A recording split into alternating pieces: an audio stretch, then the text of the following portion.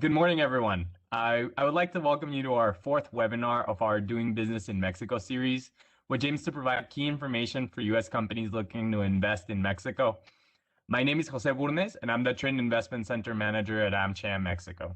Today, we'll explore the opportunities that Mexico City offers to American companies looking to find suppliers or expand their presence in North America. If you have any questions, please feel free to send them through the chat or the Q&A button on the bottom of your screen. To start the webinar, I would like to introduce Jorge Torres, AmCham Mexico's president, to give AmCham's opening remarks. Welcome, Jorge. Thank you very much, Jose. It's a pleasure to be here. Good afternoon to everybody.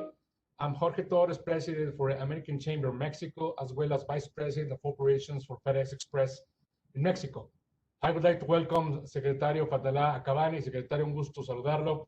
Secretary of Economic Development in the Ministry of Economic Development in Mexico City. Janet De Luna, General Director of Urban Development in Azcapotzalco in Mexico City.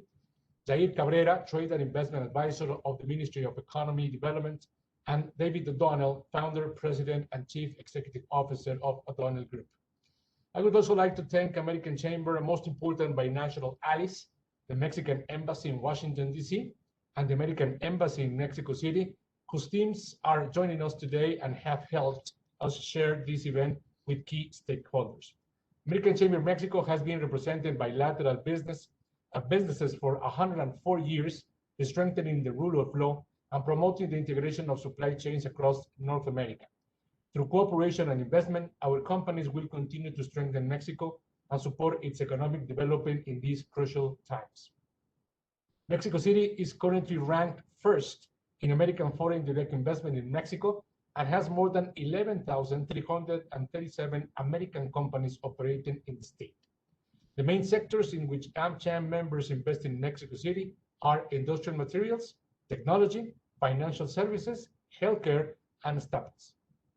Therefore, we are very excited to share this conversation with our members and potential investors all around Mexico and the U.S. to explore ways to strengthen our ties. Thank you very much again for joining us today in this important event. Thank you, Jorge, for your remarks. Now I'd like to introduce our speakers for today. Joining us today, we have Fadlallah Akabani, Secretary of Economic Development of Mexico City, Jair Cabrera, Economic Advisor at Mexico City Ministry of Economic Development, Janet De Luna, General Director of Urban Development in Azcapotzalco, Mexico, and David O'Donnell, Founder, President, and Chief Executive Officer of O'Donnell Mexico, who will share his experience operating a successful American business in Mexico City.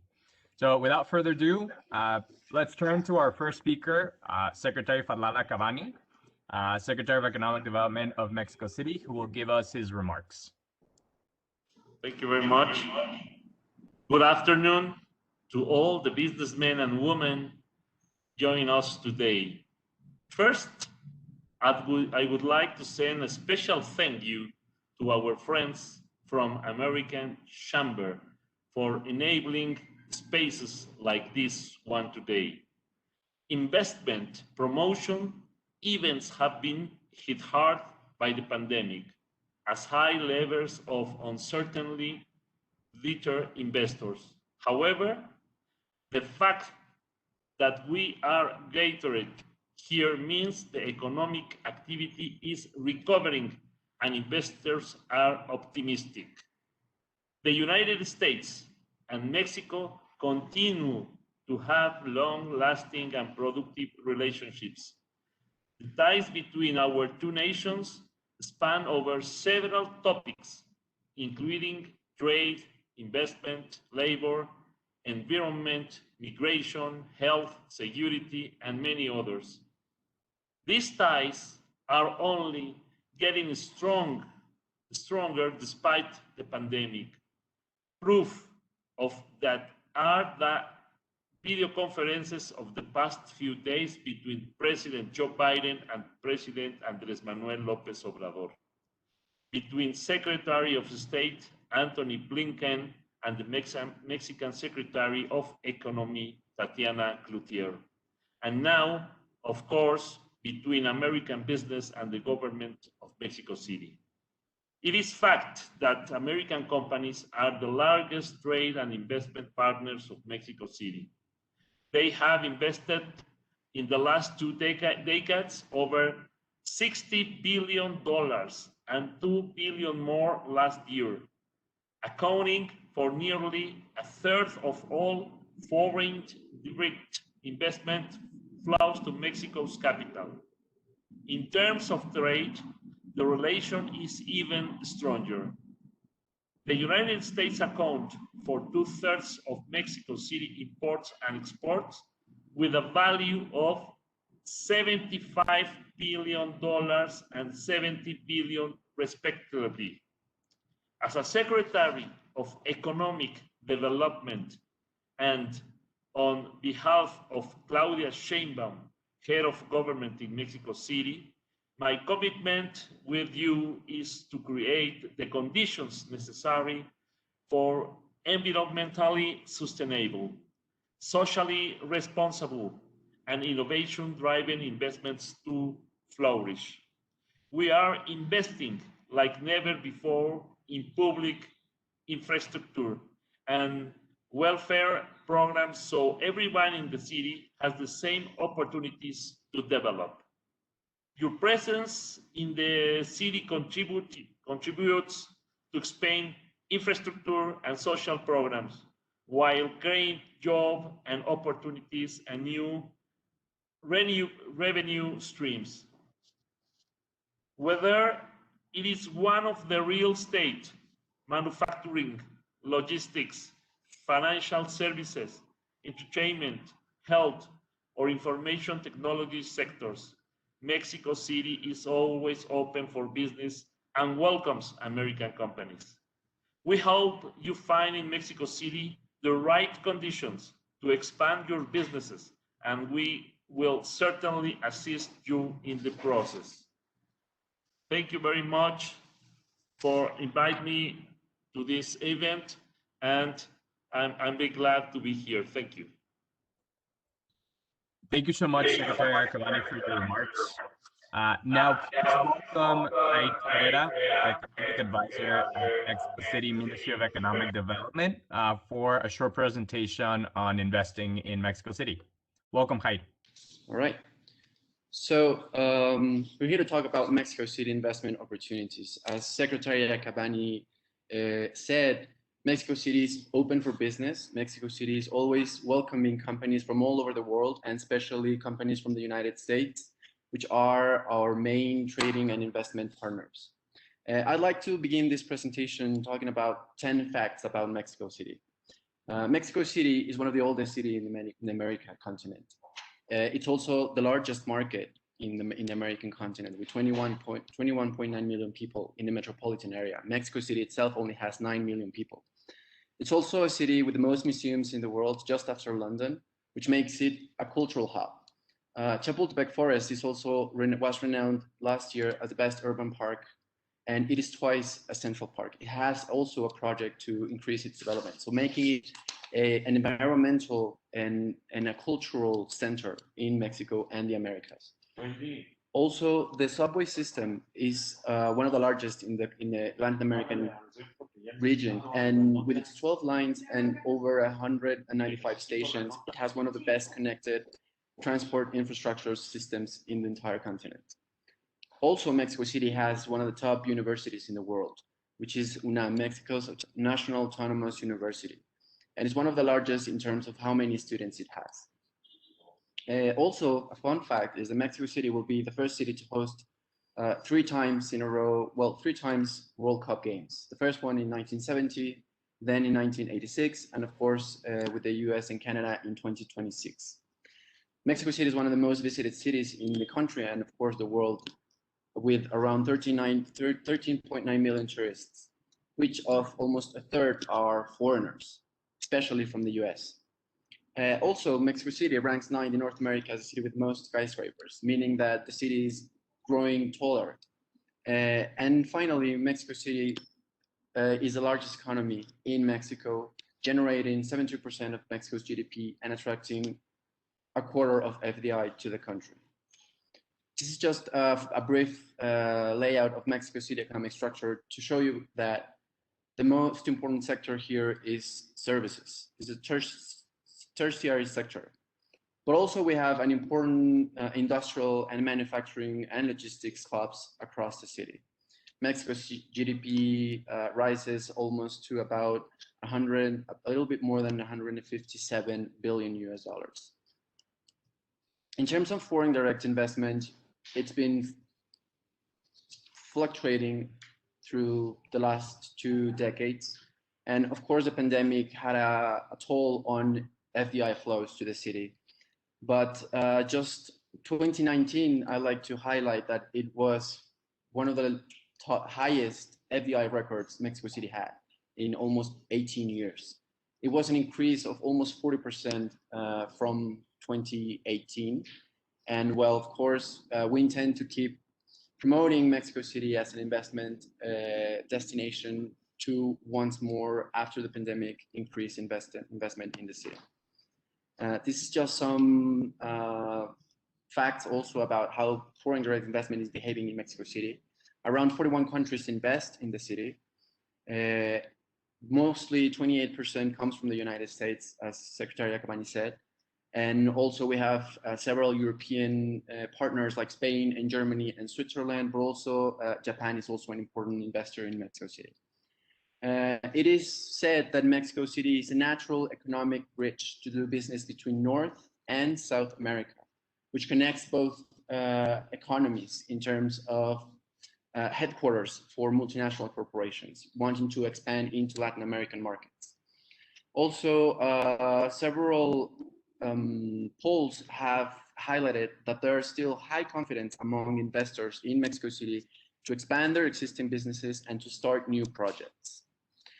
Just a few share, around 37% of new FDI is 2 new projects, which is above the national. There it is. So why to invest in Mexico City? Here's just a couple of reasons. And as the facts at the beginning I mentioned, we have high-skilled labor and specialized human talent from across several scientific, technical, business fields. We have the highest density of universities and professors and researchers in all the country. So for innovation-driven and research and development investments, this is the right place to be. Of course, we have the largest financial market in Mexico, so there's plenty of financial resources. We have also a great connectivity that we will talk about it later with Jan's presentation, but we have Pantacos train station, which connects Mexico to pretty much every single port, to both coasts, the Pacific and the Atlantic Oceans. We have a robust urban infrastructure and public services across the entire city, and it's keeping growing, and we keep growing it. Of course, we are, as the oldest city in the continent, we are a cultural and entertainment and a sports hub for visitors from all over the world. And of course, we're working always to reduce crime. In fact, last year, we had a 50% reduction in crime incidents. So we are definitely moving in the right direction in that matter. The opportunities that I want to discuss with you today are basically centered in Mexico City's economic recovery plan laid out by Claudia Sheinbaum, our head of government in Mexico City. And it basically sets the field for investment opportunities in terms of education, mobility, health, housing, hydraulic networks, public spaces, infrastructure. We're investing a lot in infrastructure and public services. And also the recovery plan opens the door for productive projects for new businesses and to incorporate small and medium-sized enterprises into the productive cycle and links with the big investments that occur in Mexico City. Of course, we want to promote high value-added industries such as tourism, ICT, logistics, manufacturing, and construction that help us develop well-paid and innovation-based jobs. And of course, we're investing heavily in urban regeneration and revitalization across several strategic areas and corridors of the city. It is important to mention that any recovery will be followed by a reduction and an effort with public health authorities to reduce contagions, hospitalization, and deaths. And of course, we are working hard to have a vaccination program as fast as it's possible. the vaccines flow into Mexico. These are just some of the opportunities that I would just go quickly, and I definitely would like to talk to you if you have any other inquiries. But basically, these are activated by public investments. We are investing like never before in transport and mobility to connect all parts of the city with subway, with Metrobus, with cablebus, which are like telepheric type of transportation, especially joining the periphery to the center where the jobs, the economic center is happening. Of course, we're investing heavily in terms of public health, public space, social housing, and the water networks. Another axis of this economic recovery program is the urban regeneration. We have 12 corridors across the city, well connected, with good infrastructure, with plenty of services, hospitals, universities, business centers, so we can bring investment into the real estate market and densify parts of the city. Of course, one of the biggest perimeters is downtown Mexico City, the historic center, which we want to increase flows of investment into tourism, into creative industry, into also restaurants, hotels, and of course, cultural entertainment.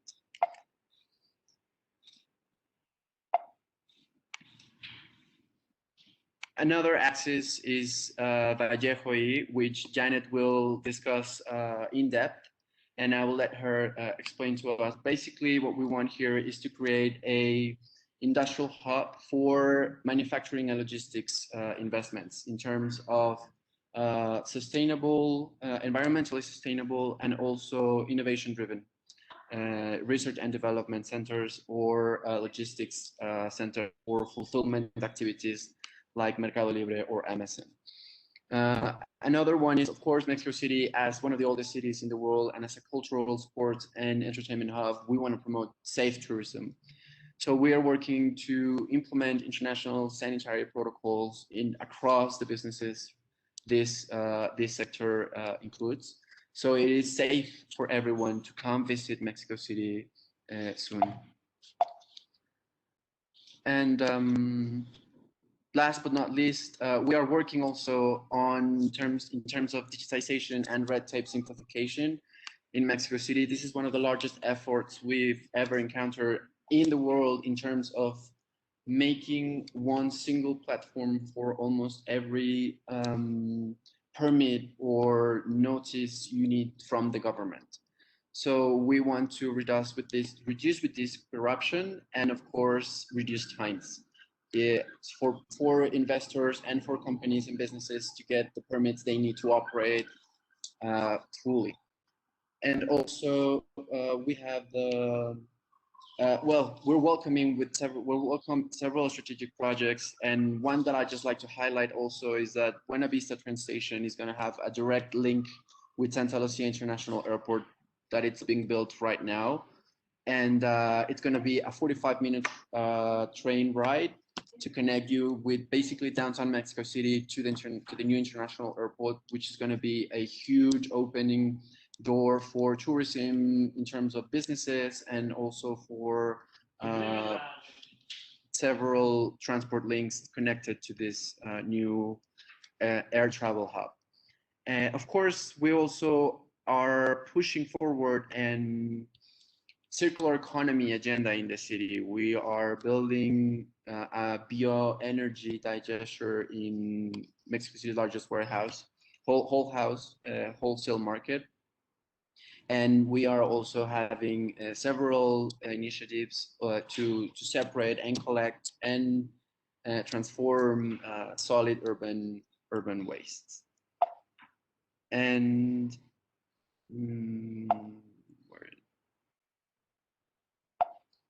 I think we have an issue here with the last slide. I don't know why it's not. There it is. So as final remarks, I'd like to respond to the question, to answer the question, what can SEGDECO, the Secretary of Economic Development, do for investors? And it's pretty much boils down to four things. The first one is networking with local suppliers. We have contacts and with pretty much every business chamber, like American Chamber, but for specific sectors, locally based in Mexico City, that can become service and goods and suppliers to new investments in the city. Of course, we can articulate any dialogue you have with other government institutions in the city. And as I said to David yesterday when we were just preparing for this meeting, we can intervene in terms of opening up dialogue and letting things run smoothly. And of course, we can advise you in terms of regulations and tax breaks incentives that Mexico City has. And of course, we have a department in Sedeco that provides solar energy consultancy for businesses to incorporate these new energy types in their infrastructure, in their buildings, basically. And yeah, that's pretty much it. And thank you again to our friends from American Chamber for this opportunity to showcase what Mexico City has to offer. Absolutely. Thank you so much for your presentation.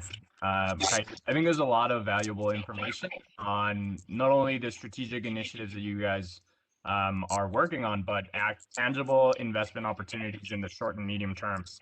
And now, we're excited to learn more about the Vallejo project. So please welcome Janet De Luna, General Director of Urban Development in Azcapotzalco, Mexico, to learn more about this particular project.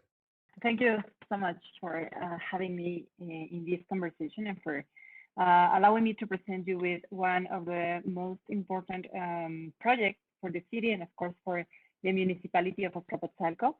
That I think that everything that Jair showed about why to invest in Mexico City can be found in this district. I'm gonna share my screen there.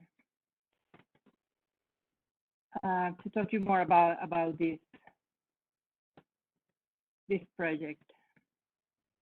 Well, while it shows in screen, just wanted to make yeah, there. Just for everybody's understanding, Azcapotzalco is one of the 16 districts in which Mexico City is divided. So it's kind of like a municipality, but we are very much aligned with the city, especially for large projects such as this one. So let me tell you about Vallejo. We have called this project Vallejo E, and E stands for Industry and Innovation. So just a little bit of background. Vallejo was one of the first industrial zones officially defined, designated as such in the past century, and was one of the most important, if not the most important, engine of economic growth and social mobility during the second half of last century. Then by the end of the century, since we came to enforce new environmental regulation, and the main oil refinery that was located also in Azcapotzalco was closed, and also because of NAFTA and some other trade agreements, we saw many large manufacturing firms to move away from Vallejo and from the city as a whole. And then some other regions in the city in the country, were also very proactive in attracting this new investment and offering new pieces of land to develop and establish, and that was very attractive for many firms. So since the 1990s, we saw that there was a lot of speculation about the future of Vallejo, whether or not the city needed an industrial zone, or just because of the growth of some other sectors, of course, the financial sector and services could be enough for the economy. So yeah, since that time, we have seen sort of decline of this industrial area, and not a lot of certainty on what was going to happen with it. Since this administration, the mayor of Azcapotzalco, Vidal Llerenas, along with the mayor of Mexico City, have decided and reaffirmed that yes, Mexico City can and must have an industrial zone that serves some different needs. It's not the traditional manufacturing industry that we saw in the previous century, but there is actually a room for investment in new technological and innovation related industries. So just a big picture of Azcapotzalco and its economic activity. Well, in terms of population, Azcapotzalco is housed to 420,000 people, and it's almost double in terms of floating population, because we have over 383 employments in the district. This represents about 10% of employment in the city. And maybe I'd like to highlight, just so we don't get lost in all the figures, but Azcapotzalco remains the municipality within the metropolitan area with the highest manufacturing production yearly, with over 125 million pesos a year. And maybe this is unexpected because we have seen some other municipalities growing during the last years, like Cuautitlán Izcalli, Ecatepec,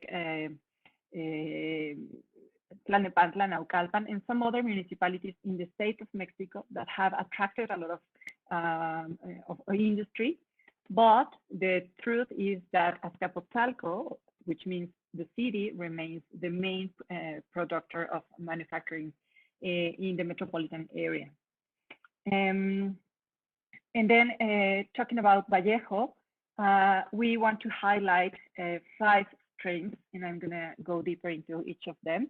The main one and the most important is its location, its privileged location, and not only the location, but the connectivity to the other parts of the city and the metropolitan area. Also, the economic capacity that is already located here, the access to high-skilled labor, just because of its location within the city, but also because it's located in an area with a lot of universities and research centers, which brings opportunities for applied research and innovation linked to the industry. So where are we in the metropolitan area? So for those who know, the drop shape in the south of this drawing is Mexico City, and then the green one is the metropolitan area, and then the gray one is where people is actually living within this metro area. So Azcapotzalco is in the north part of the city, but it's pretty much the heart, the center of the metropolitan area, and it's very well connected through the main highways, interurban highways. Not only to the whole metropolitan area, but also to the central region of the country. The Vallejo area, which is finalized in this drawing, it contains about 1,500 acres of industrial land, which is very unusual for a location so well located in the center of an urban space. So yeah, location is one of the most important advantages of the industrial zone in Vallejo. And as I said, this is a unique feature of an industrial zone, since they are more commonly located in the outskirts of the city. Having an industrial zone in the center of the city allows you to connect it through public massive transportation. So alongside Vallejo, we can find the railway, the Suburbanos train, which has one station here, Train Fortuna. As Jair mentioned, this line is going to be connected to the new airport in Santa Lucia, which opens also new opportunities to bring cargo through this new connection.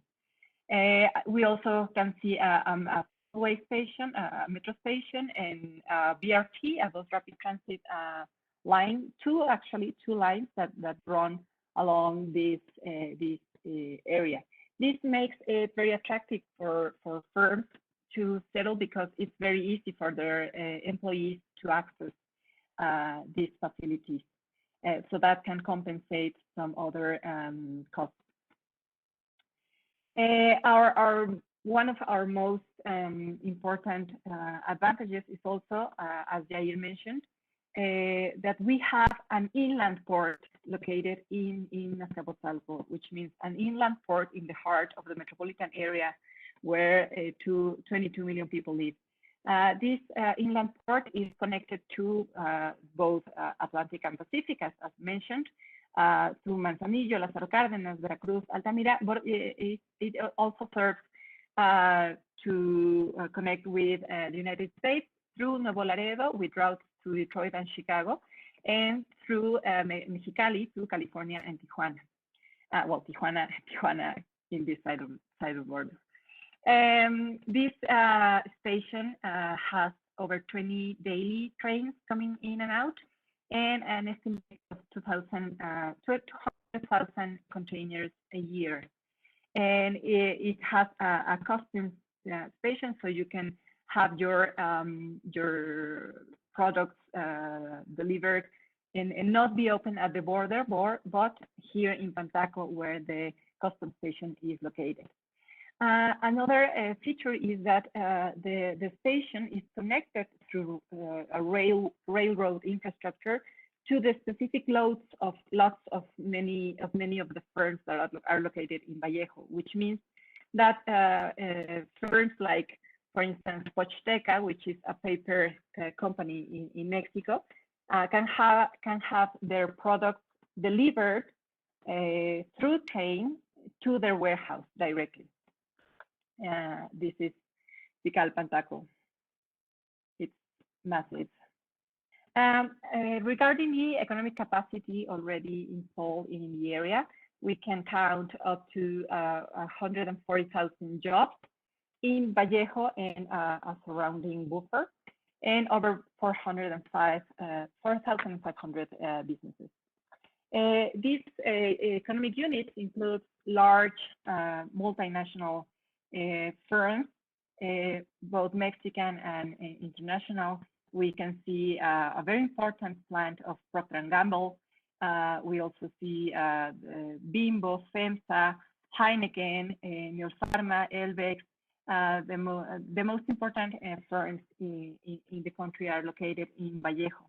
And there has been, in recent years, also new corporate parks in which firms can locate their offices, most commonly back office, that might or might not, but in some cases is connected with the industry. For instance, in Tecnoparque, Honeywell has a very important facility that has been growing in the last years. These firms are mostly related to logistics and consumer goods, but there are some other interesting new investments, for instance, in the pharmaceutical sector. As I mentioned, it's also a location surrounded by universities and research centers. We have many of the most important universities located in the area, such as Instituto Politécnico Nacional, which has schools of engineering and electronics, and UAM Azcapotzalco, and also some private ones like Tec Milenio or Unitec. So this provides with an environment that is an open opportunity for training for employers or for access to high-skilled labor, recent graduates, and stuff. So given these strengths, we are promoting this vision, Vallejo as the most important industrial and innovation cluster in the metro area. And I'm not gonna go into the details, and hopefully we can have a follow up. But we want to see in Vallejo an increase in competitiveness, in livability, innovation, and job creation. And for this, we have deployed a strategy based in 4 axes. The first one being improving public infrastructure and services, improving. And we have seen in the previous year very important investments, both public and private, to improve the road and the sewage and water systems across the area. And these investments will keep on flowing in the next years. So this is the before and after, for instance, of Poniente 150. The second one is new zoning and long-term planning. Yeah, I saw your message. I'm going to close in a couple of minutes. We are about to have approved an urban development plan, which is going to be our most important tool for promoting investment. And this has some specific features that resemble, it's a little bit different, but resemble what is a business improvement district in the United States. Since it has different options to build new additional building to buy additional building rights that allow to improve the services and infrastructure in the area. So this is going to be our main tool that we will use to promote investment. The third one is innovation. As they say, there's a new facility for waste management capacity, and we have been deploying new strategies to promote an industrial circular economy. We have built a new center for innovation that is going to be directly linked to Vallejo. And our last axis is economic development and job growth, in which we work very close to SEDECO to promote investment, to give a personalized follow-up for any interest or potential project that can be located in this area. We take advantage here of the many technological improvements and red tape simplification strategies of the city. These are examples of projects that have been already completed. And we have already inaugurated projects from Estafeta, Honeywell, Bimbo, Aximo, and Neoferma. We have in process over 10 projects, but some we can disclose, some we can't. But Alpha, which is a provider for Procter & Gamble, in Parks Desarrollos, which is a logistics center. And we have some projects in the pipeline, FEMSA, FEARS, and some other companies that remain confidential. Yeah, I mean, we are working very close with SEDECO and with the city in all of these axes. But of course, that you can reach for us directly in Alcaldías Capozalco. These are my contact details, and I'm happy to to answer any question or follow up that you might need. Thank you very much. Perfect. Thank you so much, Janet, for that presentation about the opportunities in the Vallejo industrial area. Now, please welcome David O'Donnell, founder, president, and chief executive officer of O'Donnell Mexico, who will share his experience operating a successful American business in Mexico. Welcome, David. Thank you very much. It's a great pleasure. Thank you, Jorge, Torres, Jose, and Jair, Janet, and Mr. Acabani. I'm an American. I come from Southern California, went to school at Berkeley. I've been in Mexico for 27 years. I got in the real estate business, industrial real estate business. And, I came down here looking for, to achieve my American dream, but here in Mexico. We've essentially, we have 27 years. We focus on the industrial sector. We buy land, build buildings, improve them, and manage them for our investors. We've developed 13 million square feet, 9 markets, investing about $800 million. We have distinguished customers, most of them global, from Audi, Autoliv, Mercado Libre, FedEx, Mattel, etc. And we're leading managing partner and borrower of preference. We've co-invested with AIG, Prudential. We were Prudential's first co-investment partner in Latin America, and we've borrowed money. We've had lending relationships with JP Morgan, Bancomex, Citibank, etc. You know, we recently closed, in 18, we closed our first fund, a private equity fund that's publicly traded that we represent on behalf of the major Mexican pension funds. The total amount was $150 million. We've invested about half of it to date. You know, our purpose with the fund is to invest infill last mile. We're focused here in Mexico City. You know, why Mexico City? It's 22 million people. It's the 5th largest metropolitan area in the world. And it's, you know, it's a strong, vibrant, you know, beautiful city for everything that Jair and Janet has stated. It's a great pleasure to invest in the city. We've had great success. This property here is in the municipality of Gustavo Madero. It's a project we acquired last year from Mondelez. It's a manufacturing, it was a manufacturing project that was built, I think, in the 1950s. And we wanted to serve the infill last mile logistics business. We call it OD 888 because it's 8 miles from the airport, 8 kilometers from the airport, 8 kilometers to Reforma, which is one of the largest consumption bases in the city, and then 8 kilometers to a radius to 2.8 million people. We've had great success with the project. It's 1 kilometer off of the major interior loop, the Circuito Interior. It's located right next to Walmart's most successful retail center in the whole city, the whole country, by the way. And so it's got great access to, you know, the major highways and the major consumers. It has 5 buildings. We've divided up. We offer space anywhere from 28,000 square meters to 2,000 square meters. It's laid out, and the great value of this is we have great access to and from the property, which create a great security.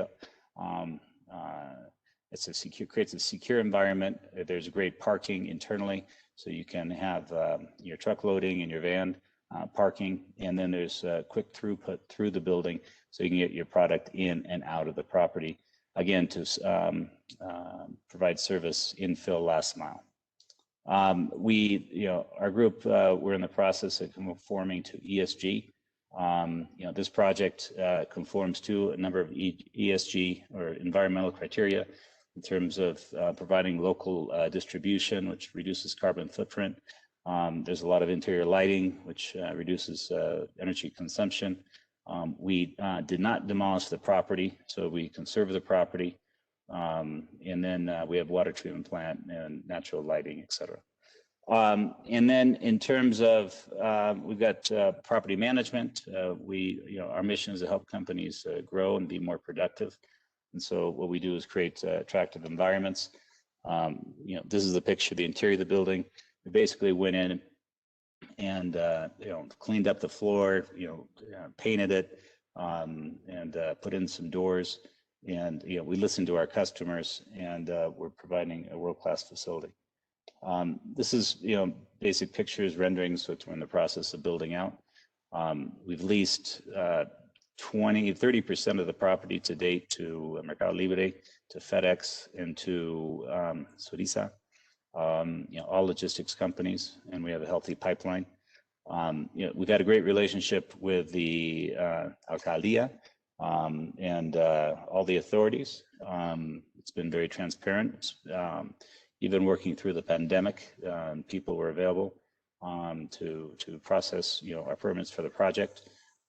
It is a project that will make the area more competitive, which will reduce the cost of transportation, which will reduce the cost of products, and contribute to the vibrancy of the city. With that, thank you for your time.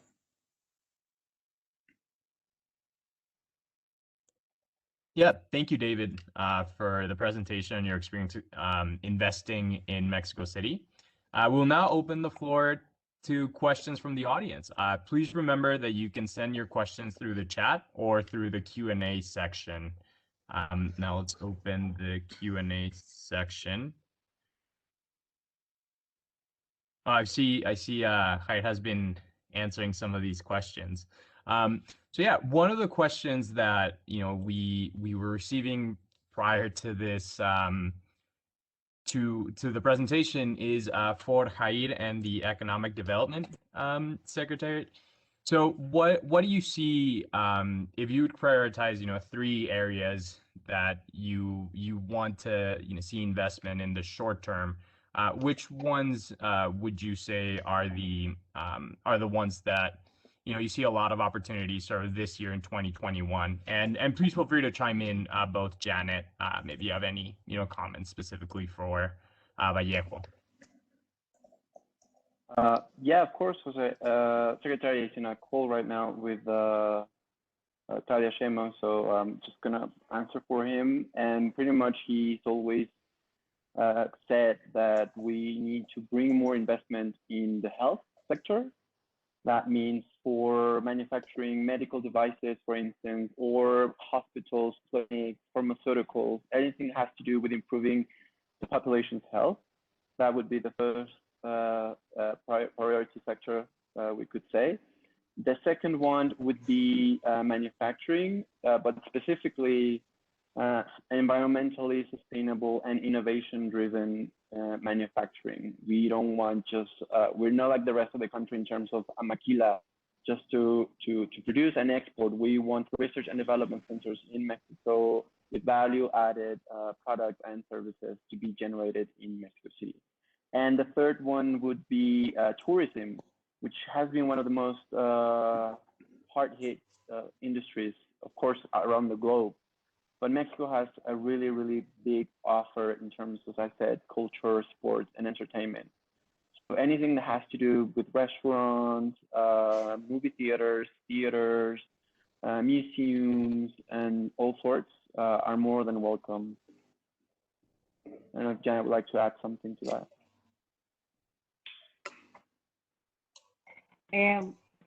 Yeah, well, as I mentioned, we are very well aligned with these priorities of the city. We are focusing, yeah, indeed, in logistics. And I think with the pandemic, a very clear opportunity, as Daniel mentioned, is for last mile deliveries that need these kind of locations to meet time commitments. And yeah, green manufacture and in general, industries that have high value added. And of course, one thing I should mention is that the cost of land in an industrial zone such as Vallejo is of course higher than the cost of land in some peripheral municipalities. So this is a future for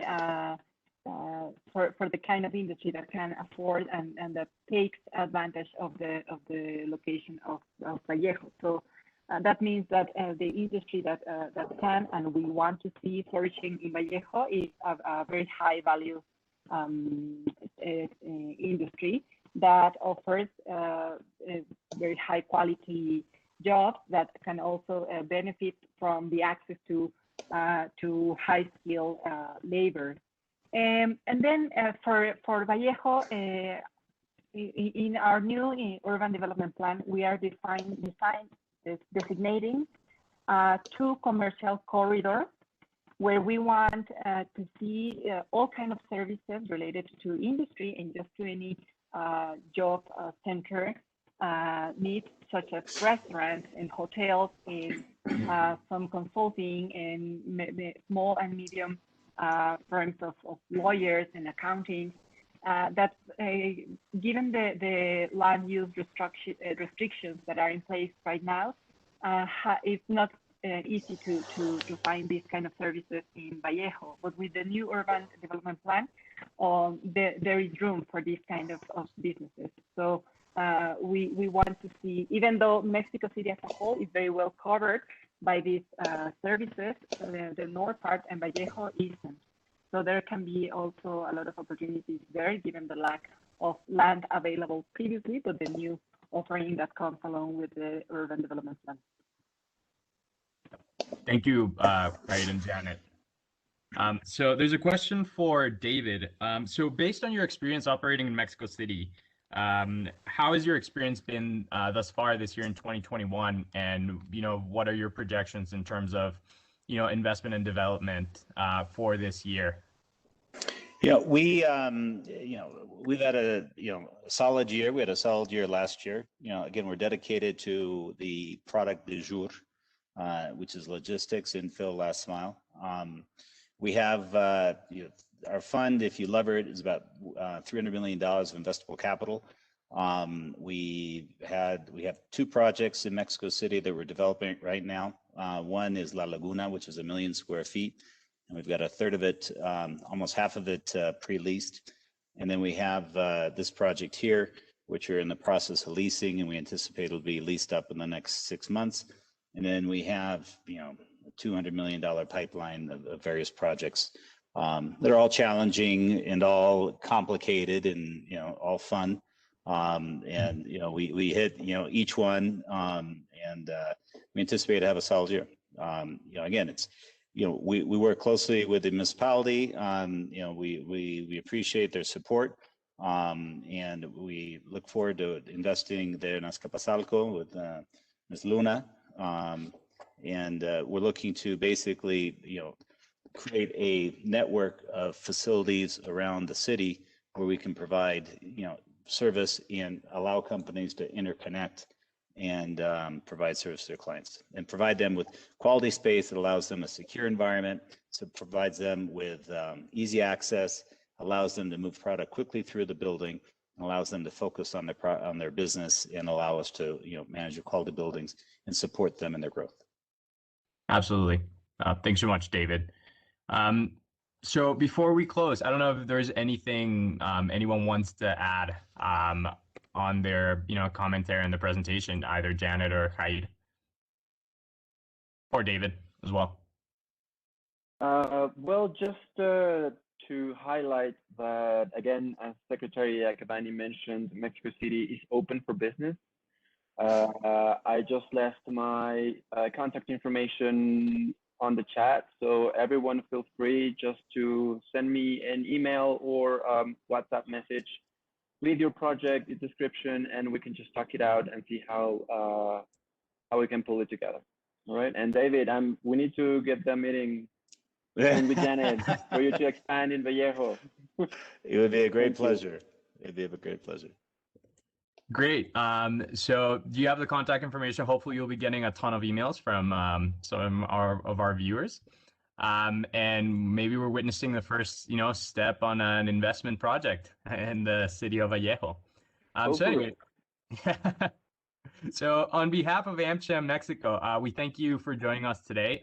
Please receive these virtual recognitions in gratitude for your participation this morning. Thank you to all the attendees for joining us this morning. Both the presentations and this webinar will be online on our YouTube channel.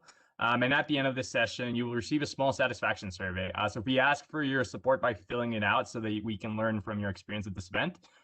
There's a QR code on your screen that will also take you to that survey.